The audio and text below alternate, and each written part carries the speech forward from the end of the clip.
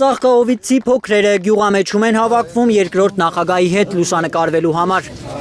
Գյուղի ամենատարեցը, որ դժվարանում է քայլել, նույնպես այստեղ է։ Քեզ հաջողություն եմ ցանկանում, քո ուժ ու կարողությունը գիտեմ։ Իր փորձի, գիտելիքների ու կարողությունների արդյունքները տասնամյակներ առաջ տեսած 96-ամյա տղամարդու օրինանքը ստանալուց հետո Քոչարյանը ծաղկահովիցիների խնդիրներով է հետաքրքրվում։ Անջրդի են այստեղի հողերը, երկրորդ նախագահն ասում է, ջրամբարների կառուցման ծրագիր ունի Հայաստան դաշինքը։ Այն ինչքան որոքման տակ ադրվել հողեր Հայաստանը իմ ժամանակ, ոչ մեկի ժամանակ չի եղել։ Եթե գյուղատնտեսությունը սուզում ունենաս, պիտի որոքվի։ Երկրորդ նախագահը հիշում է Արցախում իշխանության եկավ 92-ին, երբ Արցախի մի մասը ադրբեջանցիների տիրապետության տակ էր։ 97-ին Հայաստանում վարչապետ նշանակվեց, երբ տնտեսական արհավիրք էր երկրում։ Հիմա վիճակը ավելի բարդ է, նկատում են մարդիկ։ Ես ավելի ծանր ալնեմ ձեզ համար։ Ինձ էլ է թվում, թե ավելի ծանր ալնելու։ Իմ տպավորությունն էլ է, որ ավելի ծանր է, մի քիչ ավելի շատ է խառնել։ Ծանր է լինելու, բայց Հայաստան դաշինքն ու ժողովուրդը միասին կարողանալու են հանել երկիրը ճգնաժամից։ Հայաստանում ապրող բոլոր ազգությունների հետ համոզված են դաշինքում։ Հայաստանը բոլոր Հայաստանում ապրող ազգային փոքրամասնությունների հայրենիքն է եւս։ Եվ սա պետք է արտահայտված լինի պետության հստակ քաղաքականությամբ։ Եզդիաբնակ Ալագյազում երկրորդ նախագահային շնորհակալություն են հայտնում 98-ից 2008 թվականներին իրենց համայնքն ուշադրության կենտրոնում պահելու համար։ Քոչարյանն էլ եզդիներին է շնորհակալություն հայտնում։ Չեն կարող երբեք մոռանալ ձեր մասնակցությունը նաև պատերազմներին։ Եզդիները Ռոբերտ Քոչարյանին խոստանում են հունիսի 7-ին ընտրել համար 17-ին ու նրան նվիրում հայկական գամփրիձակ, որին այստեղ գելխեղտ են ասում։ Հայաստան դաշինքի առաջնորդը ժողովրդական մի իմաստնություն է հիշում 2018 թվականին Հայաստանում կատարվածը նկարագրելու համար։ Սարի ժողովուրդը երևի շատ լավ գիտեք, չէ՞։ Սյուրոն մենք Ղարաբաղում սյուրը ենք ասում, ստե հոտը երևի, ուղղությունը որ փոխում է, ինչ որ կար ժամանակով, ինչքան չոլ աղբան, հիվան ենթանիկը առաջ հանգում։ Հիմա համարենք, որ մի պահ, այսպիսի մի պահ եղավ, սենց ասենք, ուղղությունը փոխվեց և ինչքան նիկանձիցիոննի քաղաքական գործիչ կա,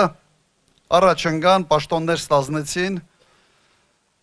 խայտարակեցին իրենց, խայտարակեցին երկիրը, բայց եկել է ժամանակը ճիշտ ուղղություն բռնելու համար։ Սխալվելու ժամանակ չի մնացել, ապարանում է հայտարարում Ռոբերտ Քոչարյանը։ Մենք սխալներ չանենք ընտրարշավի ժամանակ, դուք էլ հանկարծ սխալ չանեք քվեարկելու ժամանակ։ Ուրեմն ինչ պիտի անենք։ Համար 17։ Ապարանցիների հետ ջերմ հանդիպման ժամանակ կատակներ են հնչում, անեկդոտներ։ Նիկոլը գնում է Վարշավիրանոց։ Վարշավիրն ասում է Քոչարյան։ Աս Նիկոլ ասում է, ինչես է ազգանունը շատ տալի։ Ասում որ ասում եմ Քոչարյան, մազերդ բիզբիզ է կանգնում, լավ եմ կտրում։ Դրա համար էստեղից իջնում եմ, միանում եմ ձեզ, ասում եմ եկեք մի հատ Նիկոլի մազերը լավ բիզբիզ կանգնացնեք։ Քոչարյան։ Քոչարյան վանկարկումները լսելուց հետո դաշինքի առաջնորդը նկատում է շատ բան պետք է փոխել երկրում, լուրջ է դրությունը։ Իսկ իշխանությունը ինքը այս քարոզարշավին հաղորդում է ամենից կեղտոտ բնույթը։ Այսպիսի կեղտոտ քարոզարշավ երբեք չեմ տեսել, ասում է նորանկախ Հայաստանի բոլոր ընտրությունները տեսած Ռոբերտ Քոչարյանը։ Գոռում է, որ սրա պիտի նստի, մյուսը պիտի նստի, սրանից էս պիտի զրկենք, ունե զրկենք։ Հայաստանի կեսը գործակալ դառան, մեկը Ռուսաստանի, մեկը չգիտեն որտեղի, բայց իսկական Թուրքիայի գործակալը բոլորս գիտենք ով է։ Ատելության մթնոլորտը երկրից խոստանում է վերացնել Հայաստան դաշինքի վարչապետի թեկնածուն։ Պետք է հասկանանք, որ